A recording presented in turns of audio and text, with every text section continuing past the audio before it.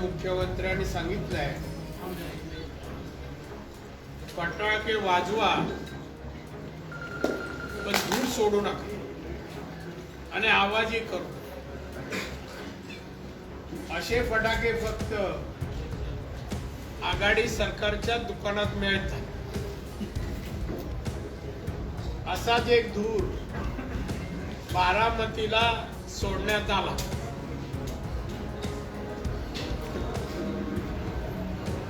त्याला आवाजही नव्हता, धूरही नव्हता, वास होता.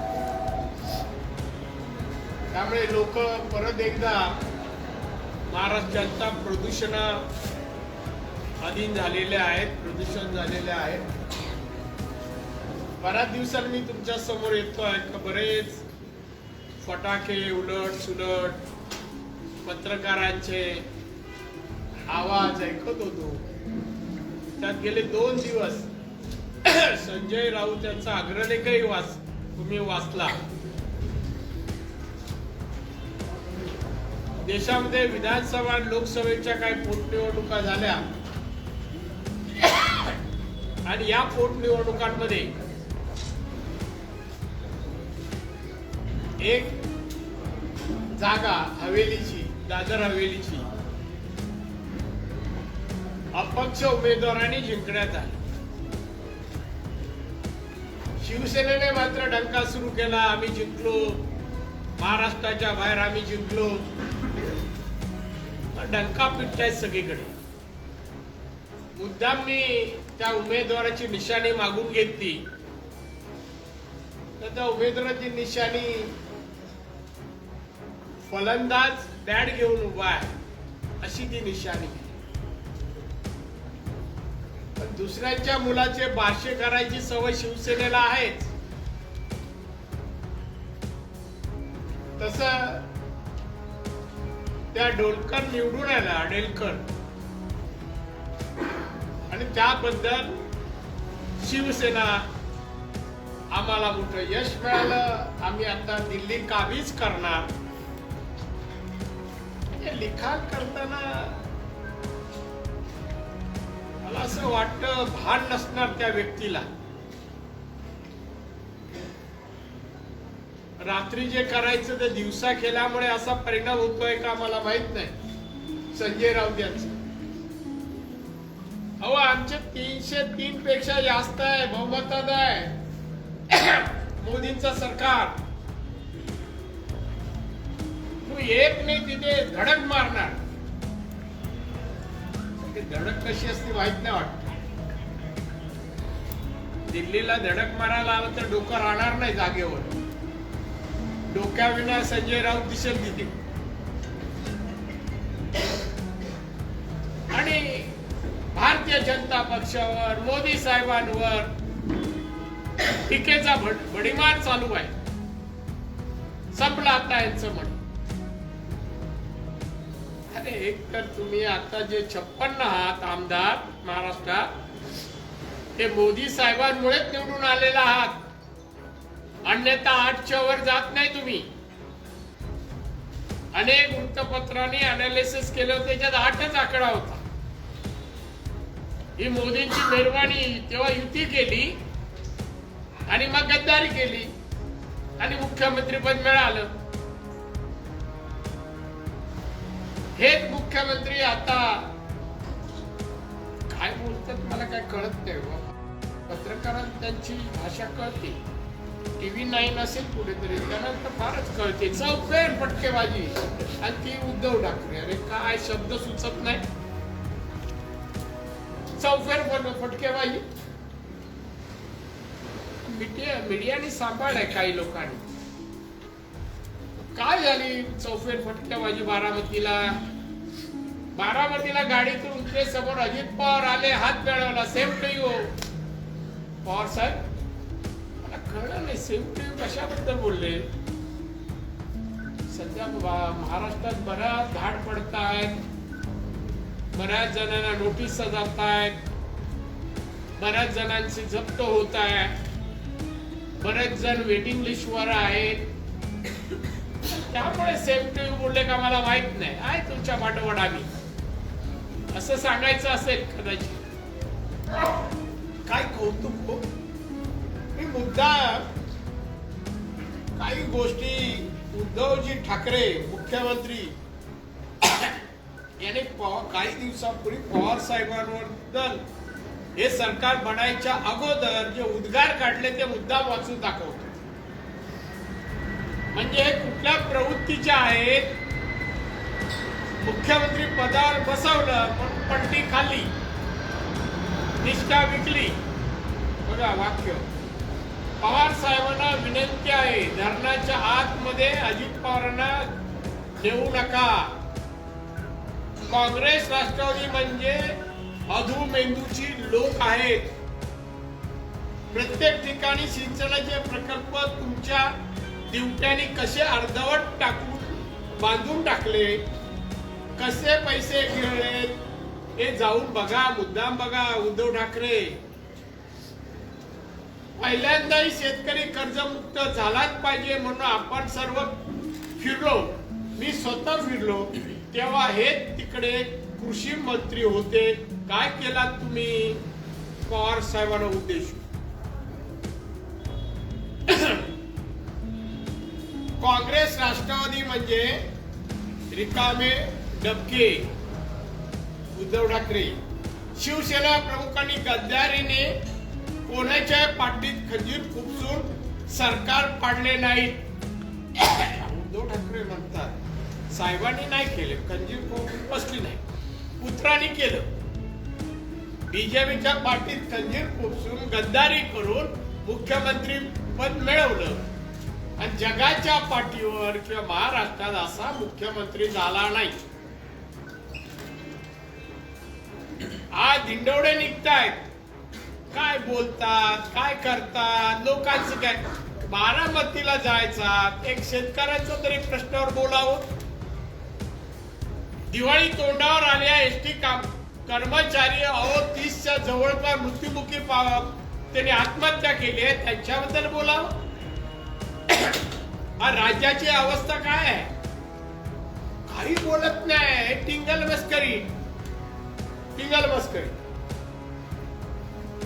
खाली आहे तिच्या. सोनिया गांधीवर टीका करत बाहेर पडले, मग नाक घशात त्यांच्यात बरोबर सरकार बनवावं लागले. सोनिया गांधींनी तुमच्या लात मारली व तुम्हाला पक्षातून बाहेर काढले. सोनिया गांधींनी काढून टाकलं तर तुम्ही लाचारीने पुन्हा त्यांच्याकडे गेलात. ते सगळं शरद पवारांना आहे.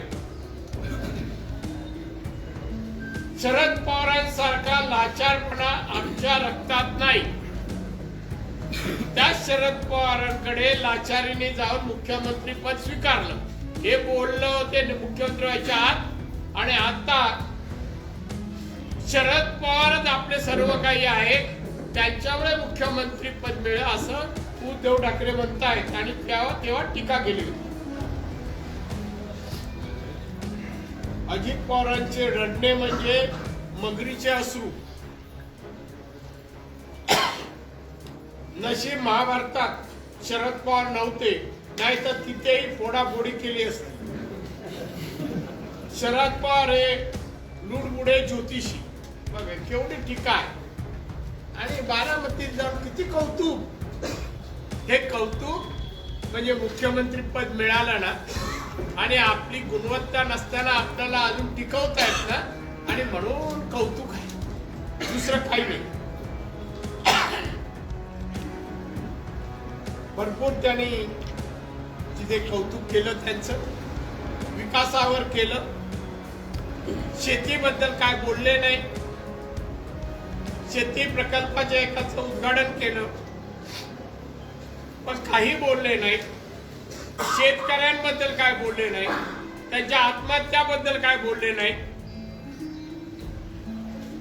आणि फक्त डायलॉग बाजी करून हिंदी पिक्चरच्या हिरोला विषय माहित नसताना जे डायलॉग देतात ते बोलून दाखवते. तसे यांनी सांगितलं हे बोलले आणि परत आले.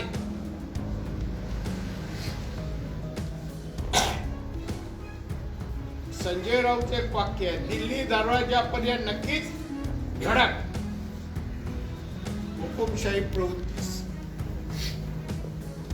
आता धडकणारा निघाले आहेत. मग अशी बोललो, डोकं येईल का परत माहित नाही.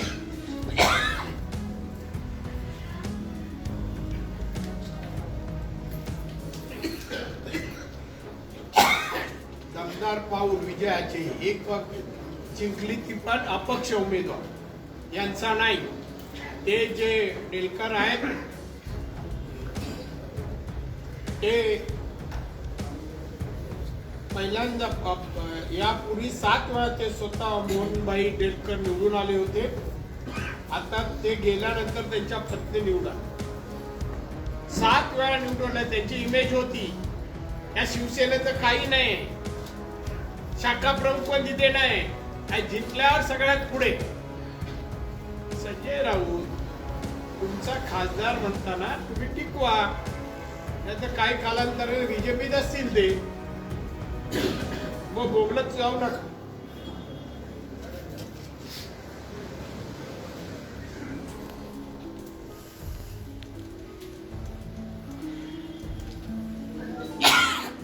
राज्यात हे मलिक आहेत ना, मलिक, त्यांना सोडून दिलाय राष्ट्रवादीने. त्यांच्या चोराच्या उलट्या बोंबा आहेत. त्यांचा जावयाकडे काय काय मिळालं ते तुम्हाला सगळ्यांना माहित आहे. जावयाचं बॅकग्राऊंडही माहिती आहे, तरी नवाब मलिक बोलतायत. बरं, त्यांचे मंत्री किती, या आघाडीचे किती मंत्री आणि आता वेटिंगवर आहे. लाईनीत अटक होत जाणार, जेलमध्ये जाणार. याची चिंता करा म्हणा. उगा डायलॉग बाजी करू नका.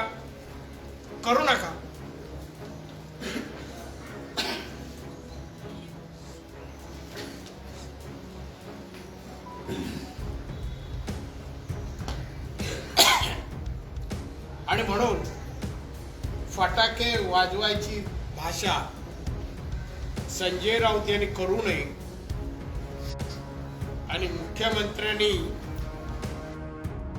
कोरोनावर जर मोदी साहेबांनी वॅक्सिन काढलं नसतं तर कोरोनाची महाराष्ट्रात मृत्यूची संख्या काय झाली असती याचा आधी विचार करा आणि मग मोदी साहेबांवर बोला.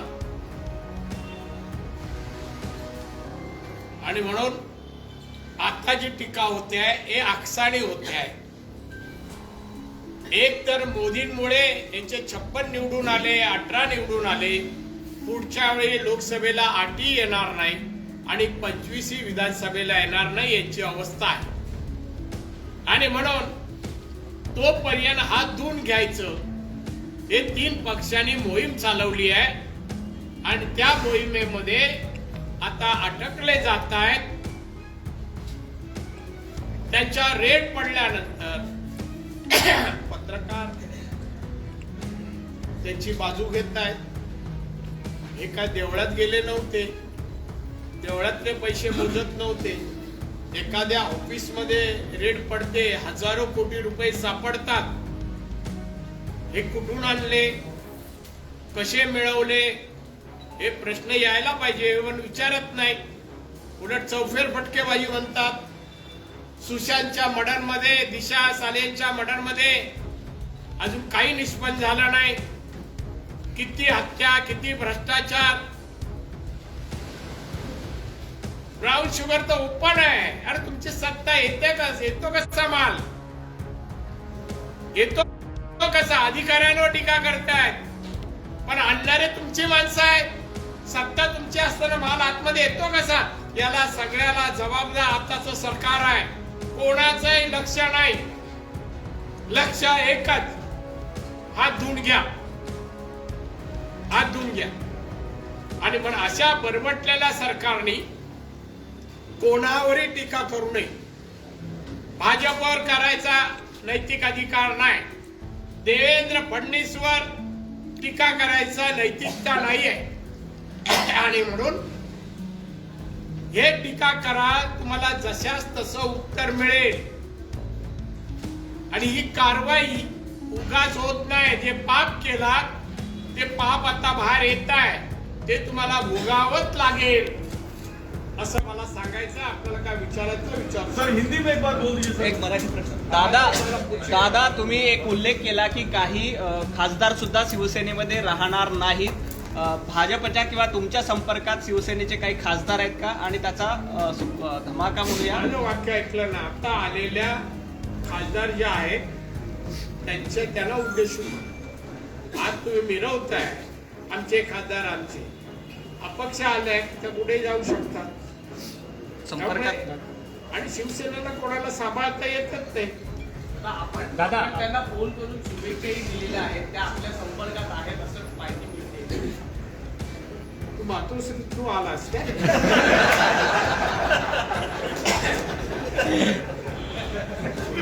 मला माझी बोलणं झालं पॉझिटिव्ह असलं का पहिली बातमी त्याची लवकर पोचते ना तिथे. पण आपल्या संपर्कात आहेत. दादा अभिनंदन कोणाचं केलं म्हणून काही संपर्कात होतो का? दादा तुम्ही एक उल्लेख केला की उद्धव ठाकरेंवर टीका करता. उद्धव ठाकरे असं म्हणाले की 25 वर्ष युतीमध्ये आमची सडली आणि नकवती अंडी उबगली, अशा पद्धतीची एक टीका. बोलली 25 वर्ष युतीमध्ये सडली. अरे ते म्हणा आता ना येणाऱ्या निवडणुकीला उगवली ना आणि सडलं म्हणतो ना, आता स्वबळावर आता लढा. बघूया तुमची पात्रता काय आहे ती. तेव्हा तरी तुम्हाला आमदार आणि सत्ता मिळाली. भाजपमुळे मोदी साहेबांमुळे पुढे तेही नाही पदरात पडणार, नाही पडणार. दादा नवाब मलिक यांनी 2 दिवसापूर्वी एक ट्विट केलंय, ललित हॉटेलमध्ये जे गुपित घडलंय त्याचा उलगडा ते येत्या रविवारी करतात. नवाब मलिक काय काय नवाब मलिक म्हणाले तर ललित हॉटेल आहे त्यामध्ये कुठे आलं ललित? मुंबईतलं ललित हॉटेल आहे त्यामध्ये गुपित घडलंय, त्याचा उलगडा मी रविवारी करणार आहे. नवाब मलिकांनी टीका केली. हात तोंड धरलाय का हात धरलाय? आणि नवाब मलिक असेच बोलतात. तुमचं तर काय काय निघेल म्हणा. आता उंबरड्यावर आहे, उंबरड्यावर फक्त पुष्कर आहे का इनसाइड सलियांच्या. दादा सुशांत एक मिनिट मराठी. पेट्रोल आणि डिझेलच्या किमती ज्या वाढल्या होत्या आणि त्या कमी झाल्या, या दोन्ही मुद्द्यांवर पण टीका केली जाते केंद्र सरकारवर. हे बघा, ही प्रक्रिया सरकारची. इंटरनॅशनल भाव वाढले का आपल्याकडे पेट्रोल डिझेल होत नाही, आपण आयात करतो. मिळेल लोकांना. स्वतः काय करायचं नाही, करता येत नाही, समजत नाही, त्या लोकांनी असे डायलॉग करू नये. दादा ते म्हणतात की पराभव झाला म्हणून पेट्रोल आणि डिझेलचे भाव कमी केले. पराभव झाला नसता तर ते केले नसते असं. अरे एकने आम्हाला काय फरक पडतो? त्या संजय राऊतला कळतं तरी काय? हे पराभव झाला म्हणून आम्ही भाव कमी केले, काय संबंध आहे? काही बोलायचं? अरे पण आम्हाला काय अल्पमतात आलोय का आम्ही तिकडे? 303 पेक्षा पुढे आहे म्हणा. तुमच्या अजून स्वतःच धनुष्यबाण नाही तिथे पोचलाय, तिथे बँड पोचली आहे, तिथे कधी पकडलीच नाही तुम्ही हातात. शरद पवार असं म्हणतात की जीएसटीचा परतावा केंद्र सरकार देत नाही. जीएसटीचा परतावा केंद्र सरकार देत नाही. शरद पवार म्हणतात की तो तातडीनं द्यावा केंद्र सरकारने. तुम्ही होता त्या किती असं द्यायचं राज्य सरकारला तातडीने पाठवून? शेतकऱ्यांसाठी किती मदत द्यायची तुम्ही? शेती मंत्री होता तेव्हा. नुसतं बोलणं कठीण आहे, करणं महाभयंकर आहे. आणि त्यामुळे पवार साहेब जे बोलतायत ना, त्यांनी तुमच्या आघाडी सरकारचं समर्थन मला होणार नाही होत. एका खासदारांनी फरक काय पडतो बरं? एका खासदारांनी फरक काय पडतो असं तुम्ही सांगताय, पण राऊत साहेबांचं तर भाष्य आता उद्धव ठाकरेंना पंतप्रधान करण्यापर्यंत सुरू झालेलं आहे. उद्धव ठाकरेंना पंतप्रधान बनवण्याची तयारी संजय राऊत यांनी केलेली आहे एका याच्यानंतर. आणि तुम्ही मला तो मुद्दा उचलून धरलाय. खरंच तुमच्या काय म्हणून स्कीम करावी का वाटत? एकाने जर पंतप्रधान होणार असतील ना तर मग पाहायला नको. मग एवढी इलेक्शन कशाला मेजॉरिटी वगैरे हे करायची? संजय राऊत एक तर काहीतरी सरकलंय, मला तर वाटत सरकलं. एका माणसामुळे हे होणार. सत्ता बदलणार. दिवाळीनंतर देवेंद्र फडणवीस दिवाळीनंतर मोठा धमाका करणार अशा प्रकारचं वक्तव्य सातत्यानं भारतीय जनता पार्टीच्या माध्यमातून येते. नेमका काय धमाका असणार आहे? त्या धमाक्याची बारूद काही तुमच्याकडे पण धमाका तो एकदाच फोडायचा असतो. पण त्याची बारूद टप्प्याने काही तुमच्याकडे नाही आहे? फोडत, त्यामुळे पहिल्या टप्प्यात मी नाही फोडणार. कर्मचाऱ्यांचा संप सुरू आहे. हा? एसटी कर्मचारी संप सुरू आहे. गेल्या अनेक महिन्यांमध्ये एसटी मी आताच बोललो 30 एसटी कर्मचारी याने आत्महत्या केली. या सरकारला जनाची नाही मनाची. त्यांच्याबद्दल एक तर बीएसटीचा ठोकळा करून टाकला. जी बीएसटी मी नावारूपाला आणली होती ती आता बरबाद करून टाकली. प्रायव्हेटेशन, सगळ्या गाड्या प्रायव्हेटेशन, कंडक्टर ड्रायव्हर सगळे कॉन्ट्रॅक्ट बेसिसवर. काय चाललंय? उद्या कॉर्पोरेशनला पण हेच होणार आहे. कॉर्पोरेशन जितकी जावं. अरे यांना कॉर्पोरेशन चालवता येत नाही, बीएसटी ते सरकार काय चालवणार? आणि त्याच्यामुळे हे महाराष्ट्राचा खेळ खंडोबा करणार. एक जिंकला, महाराष्ट्र जिंकला. अरे शिवसेनेचं नाव घ्या ना, महाराष्ट्रावर कशाला ढकलता? हिंदी में जानना चाहेंगे जिस तरह से बाइपोल में जिस तरह से बीजेपी की हार हुई है, अकॉर्डिंग की शिवसेना ये आरोप लगा रही है कि फ्यूल के प्राइस कम किए गए, जिस तरह से बाइपोल के जो नतीजा है, मैं कुछ समझा ना भाई साहब. बाइपोल में जिस तरह से बीजेपी की हार हुई है, ऐसा शिवसेना का कहना है, उसके मद्देनजर फ्यूल के प्राइसेस कम किए गए. इसके पहले मराठी में कहा उसका और इसका कुछ मतलब नहीं. एक सीट हमारी जाने से क्या हम प्राइस कम करने वाले हैं? क्या हमारे पास मेजोरिटी है मोदी साहब के पास. हम इनकी केयर भी नहीं करते. लेकिन राज्य सरकार कह रही है, दादा, राज्य सरकार कह रही है कि अगर ऐसे ही आगे के चुनाव में भी बीजेपी की सीटें कम होती रही तो तेल के दाम कम होते रहेंगे. राज्य सरकार के मंत्री कह रहे हैं. ये उल्टा खोपड़ी है. वही संजय राउत से अब किसका हो सकता है? सोच ऐसी सोच किसकी हो सकती है? नवाब मलिक जिस तरीके से लगातार केंद्र सरकार के ऊपर, बीजेपी के ऊपर आक्रामक है और देवेंद्र अरे वो क्या आक्रमण, वैसा तो हमें भी बोलने आता है. अरे उसके घर में आज देखे ना, टेररिस्ट लोग का सपोर्ट है. और अभी ये गांजा से लेके चरस से लेके सब सप्लाई उनके उधर ही है. और वो बड़ी बड़ी बात करते हैं. नवाब मलिक को बोलने का कोई ये नहीं है, हक नहीं है. लेकिन वो रोज सबूत दे रहे हैं राणे साहब, वो रोज सबूत दे रहे हैं. समीर वानखेड़े की बात हो या भारतीय जनता पार्टी के देवेंद्र फडणवीस की बात वो हो, दूसरे का बेडरूम में जाता है क्यों? किसका शर्ट पैंट देखने के लिए जाता है. ये अच्छी आदत नहीं है.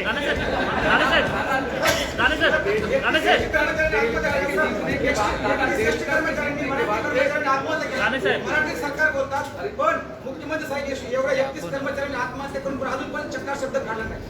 कसे काढतील? ते त्यांचं क्षेत्र नाही, ते काही जमत नाही त्यांना. एसटी साठी काहीतरी केलं पाहिजे कर्मचाऱ्यांसाठी. एवढा विषय अजून कळला नाही. काल 2 दिवाळीमध्ये 2 कर्मचाऱ्यांनी आत्महत्या केली. आता मला एसटी कर्मचाऱ्यांना आत्महत्या नको करू, हे दखल घेणारे नाही.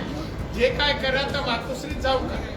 दादा जिस तरीके से नवाब मलिक कह रहे हैं कि आने वाले संडे रविवार को एक बड़े होटल के ड्रग रैकेट का खुलासा करेंगे, वहां से रिलेटेड चीजें देंगे और एक बड़ा बॉम्ब फोड़ेंगे जिससे पूरी बीजेपी दहल जाएगी. अरे बॉम्ब फूटने देना, धमकी किसको देते हैं? अभी बॉम्ब फूट रहे हैं उन लोग का, मंत्रियों का, राष्ट्रवादी के लाई से बॉम्ब फट रहा है, उसका आवाज भी नहीं आ रहा है. अजीत पवार ने सेम टू यू क्यों कहा था बारामती? वो उद्धव ठाकरे को मालूम है आज मेरा कल तुम्हारा होएगा. ये दादा, ज्या पद्धतीने कारवाई केली जाते त्याच्यावर असा एक आरोप केला जातो की भाजप केंद्रीय यंत्रणांचा गैरवापर करून अशा पद्धतीच्या कारवाई करते. गैरवापर करतायच नाही, कायदेशीरच करते. गैरवापर हे लोक करताय. आज बारामतीच्या त्या भाषणात अजित पवारच्या मोठ्या बंधू काय म्हणाले? त्याला अजित पवारने काय उत्तर दिलं? सक्का भाऊ टीका करतो अजित पवारांवर. आमचं काय? आणि वस्तुस्थिती आहे हो. ऑबेराय मध्ये एका रूम मध्ये हजारो कोटी रुपये मिळतात. मी अनेक वेळा गेलो, पासून सगळं चेक केलं, 1 रुपया नाही मिळाला. दादा, अजित पवारांचं त्याच्यावर असं म्हणणं आहे की कारवाई माझ्यावर झाली नाही. त्यांनी एक प्रेस नोट काढली आणि ते म्हणतात की माझ्यावर या प्रकरणात कुठली कारवाई झाली नाही. अहो, अंतुले साहेब एक आरोप झाला, राजीनामा दिला. ज्यांच्या आरोप आणि ज्यांचे हे झाले ना, केसेस झाले आहेत ना, या ईडीच्या, इन्कम टॅक्सच्या, त्यांनी राजीनामे द्यायला पाहिजे, घरी जायला पाहिजे. आणि तुम्हाला वाटतं अजित पवारांनी राजीनामा द्यावा? अजित पवारांनी राजीनामा द्यावा? सगळ्यांचं म्हणतोय, सगळ्यांनी. अजित पवार काय, सगळ्यांनी. राणा साहब, अनिल देशमुख को पकड़ा है ईडी ने. अभी महाविकास आघाड़ी वाले बोल रहे हैं कि परमबीर सिंह का है, परमबीर सिंह को क्यों नहीं पकड़ रहे? करण सिंह हमारा आदमी, उसका ही आदमी है. परमवीर हमारा आदमी नहीं, वाजे हमारा नहीं है. उद्धव ठाकरे का वाजे, वो पुलिस में लिया उनको. अनिल देशमुख नंतर ना अनिल परब यांचा नंबर असला असं एक आरोप केले जातात भाजपकडनं. तुम्ही त्या गोष्टीवर सहमत आहात का? काय आरोप? अनिल देशमुख यांच्या नंतर आता परिवहन मंत्री अनिल परब हे ईडी असं कोण म्हणतं? त्यांची इन्क्वायरी झालेली आणि भाजपचेच नेते सांगतात की त्यांच्यावर पुढच्या काळात अटकची कारवाई होईल. मग काय आलं, भविष्य कोणी सांगू शकतो ना. मनोऋषी एवढ्या वर्ष सांगत होता, तुम्ही नाही विचारलं त्यांना. हे पण मला वाटतं की अनिल परब यांनी होईल. अनिल परब हे सुद्धा अरेस्ट कारवाई होईल त्यांच्यावर.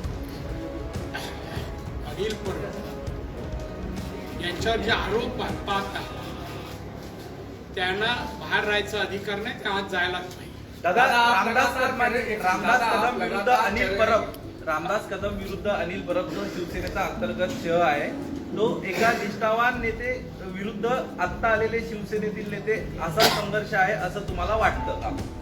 हे बघा, त्या दोघांबद्दल काय बोलाय, महाराष्ट्राबद्दल काय, शेतकरी, कामगार, मजूर यांच्याबद्दल आहे का, शैक्षणिक बाबतीत आहे का, उद्योगधंदे येत आहेत का? पण निष्ठावान शिवसैनिक जो जुना आहे, त्या जो शिवसेनेतला जुना निष्ठावान शिवसैनिक आहे रामदास कदमांसारखा, कुठे, तुला काय माहिती रामदास तो निष्ठा होता? किती वेळा कुठे कुठे जात होता, बातम्या नाही का? तू नवीन आहे. दादा, आप लगातार कह रहे हैं कि एक पूर्व मंत्री गिरफ्तार हुए हैं और कई लोगों का नंबर लगा हुआ है, उसकी चिंता करनी चाहिए. तो इस तरीके क्या जिस तरीके से आरोप लग रहे हैं लगातार, वो सारे मंत्री अंदर जाने की लाइन में लगे हैं क्या? हाँ, तो सर ये लोग सब अंदर जाएंगे तो सरकार नहीं आएगा, नए मंत्री बन जाएंगे. ज्या पद्धतीने या महिन्यामध्ये 2 वर्ष सरकारला पूर्ण होतील आणि जे आरोपाचा सिलसिला जो बाहेर येतो, ईडीच्या चौकशा असतील, तुम्हाला वाटते सरकार 5 वर्ष पूर्ण करेल? नाही, मला नाही. पूर्ण नाही, यांना हक पण नाही पूर्ण करण्याचा किंवा मंत्री बसायचा. एक नंबर भ्रष्ट मंत्री आहेत. राज्याच्या हिताचं कोणतंही काम होत नाहीये, कोणतंही. त्यामुळे यांना एकतर सत्तेवर बसायचा अधिकार नाही आणि हे सरकार कोणत्याही क्षणी जाईल त्यांना स्वतःला पण कळणार नाही. लेकिन करप्शन की वजह से ही जाएगी कि कोई दूसरी वजह होगी? करप्शन की वजह से ही जाएगी सरकार या कोई दूसरी वजह होगी? करप्शन की वजह से अरे बस हो गया, दिवाली नहीं देते. राणा साहब, आपका एक आरोप ये है कि महाराष्ट्र सरकार में जो मंत्री हैं वो भ्रष्टाचारी हैं, लेकिन इन्हीं मंत्रियों के खिलाफ केंद्र सरकार की एजेंसियों का इस्तेमाल हो रहा है, ईडी का इस्तेमाल हो रहा है, इनकम टैक्स का. ऐसा आरोप लगातार शिवसेना के प्रवक्ता लगा रहे हैं. तो आप बोलिए, करप्शन करते होगे, इंफॉर्मेशन मिलता होगा तो ये काम नहीं करेगी? कौन करेगी? एजेंसी क्यों है, सीबीआई क्यों है? उनका काम ही वही है. बड़े उन्होंने जो काम किया कुछ पाया नहीं, कुछ इंक्वायरी में नहीं आया. ये हजारों करोड़ रुपए आया, 24,000 करोड़. अरे आप पूरा नौकरी करेगा तो भी आपको रिटायरमेंट में 5-10 लाख से ज्यादा नहीं मिलेगा. ये लोग सीआर में खाते हैं, लेते हैं और रखते हैं, लेकिन तो पकड़ा गए. तो ये तो ईडी का काम है. लेकिन उनका आरोप ये है कि क्या शिवसेना, अरे उन लोग का आरोप को राणा साहब बीजेपी में देखिए, चोरी करने के बाद हर जन बोलेंगे मैंने किया, मैंने एक इंक्वायरी कर रहा है, दूसरा. अरे हाँ, तू चोरी किया पहला बोलना, हाँ या ना. गोवा में होटल, इधर होटल, उधर होटल, कानून से ले ना। लेकिन अनिल देशमुख ही अकेले भ्रष्टाचारी है क्या? और भी तो बहुत सारे लोग हैं। उनका आरोप है कि बीजेपी अरे अनिल देशमुख कौन बोला? उसके बाजपेयी में आए ना, अभी लाइन में है ना अभी। और कौन लाइन में, आपको क्या लगता है? अभी जेल थोड़ा खाली करने का काम चालू है, आस्ते आस्ते आ जाएंगे। दादा देवेंद्र फडणवीसांवर एक गंभीर आरोप झाला आहे. राज्यात जे ड्रग्स रॅकेट आहेत त्याचे मास्टर माइंड देवेंद्र फडणवीस असल्याचा आरोप नवाब मलिक यांनी केला. काय तथ्य नाही. देवेंद्र फडणवीस यांना मी ओळखतो, असं काम ते कधी आयुष्यात करणार नाही. ज्या मलिकचा पूर्व इतिहास आणि त्याच्या नातेवाईकांचा बाहेर आलाय तो पाहतात त्यांनी असे आरोप करू नये. जिस तरीके से देवेंद्र फडणवीस व्यक्तिगत टिप्पणी जिस तरीके से नवाब मलिक की तरफ से की गई और कहा गया कि उनके परिवार के लोगों के साथ ड्रग्स के लोगों के कनेक्शन जुड़े हैं, तो उसको आप कैसे देखते हैं? सॉरी, देवेंद्र फडणवीस के परिवार के ऊपर, उनके व्यक्तिगत घर के ऊपर टिप्पणी जिस तरीके से सरकार की तरफ से की गई, उसको आप गलत है. ऐसा नहीं होना चाहिए किसके भी. ऐसा तो हम बहुत जन का कर सकता है. ये आघाड़ी सरकार में बहुत जन का घर तक की बातें हमें बहुत मालूम है, पर कभी जिंदगी में इस्तेमाल नहीं किया हमने.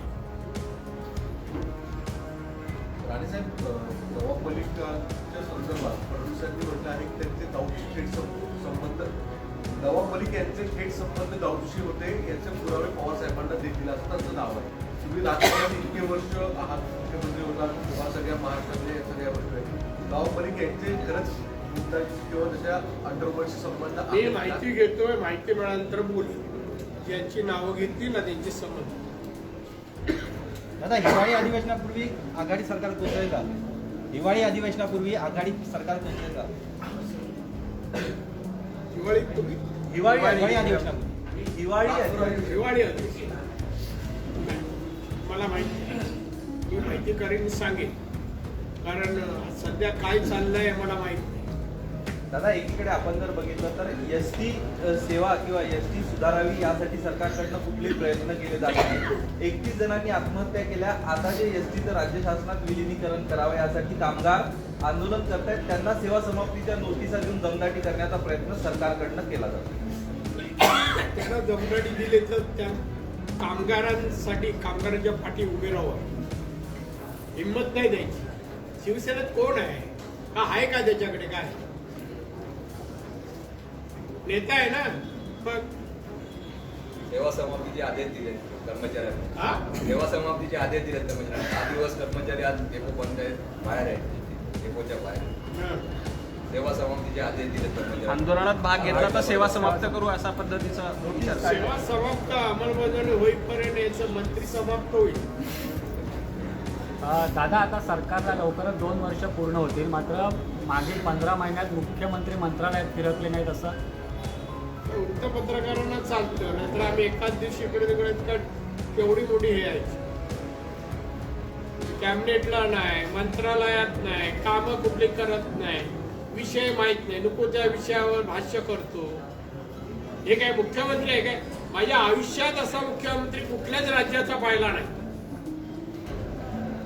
मला वाटतं राज कपूर नंतर नाव घ्यावं लागेल. दादा, उस दिन मुख्यमंत्री ने कहा कि मंत्रालय जाकर ही सारे काम नहीं होते हैं, मतलब ऑफिस मातोश्री बैठ के सारे काम होते, मंत्रालय जाके नहीं होते, तो मातोश्री जाके सब काम होते. जो किया अभी महाराष्ट्र देखो कितना तरक्की किया है. एक तो बोलने दे उन्होंने, एक कुछ काम किया लोगों के हित में.